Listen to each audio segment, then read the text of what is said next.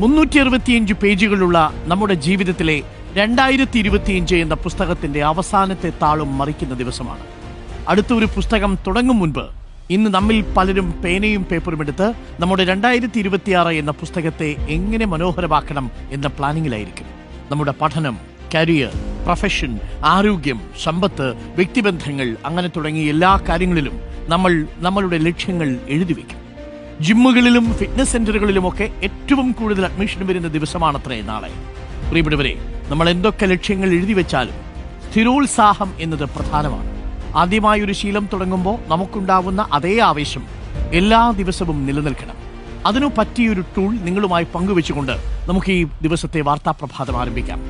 1% rule എന്നാണ് ഇതിന്റെ പേര്.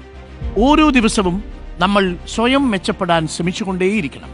ഇന്നലെ ജീവിച്ചതിനേക്കാൾ 1% ഇന്ന് മെച്ചപ്പെടാൻ ശ്രമിക്കുക. 1% മതി കേട്ടോ. ഒരു പുഷപ്പ് കൂടുതൽ ചെയ്യുക, ഒരു പേജ് അധികം വായിക്കുക, എന്തെങ്കിലും ഒരറിവ് പുതിയത് പഠിക്കുക. അത്രയേ ഉള്ളൂ.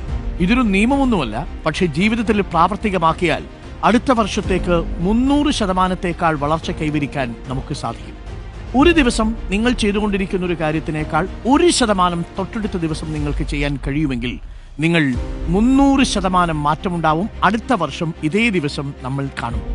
നിങ്ങളുടെ എല്ലാ ന്യൂ ഇയർ റെസൊല്യൂഷനുകളും പൂവണിയട്ടെ എന്ന് ആശംസിച്ചുകൊണ്ട് നമ്മൾ തുടങ്ങുന്നു. പ്രിയപ്പെട്ട പ്രേക്ഷകരെ, ആ 1% ചെറിയ പെർസെന്റേജ് അല്ല.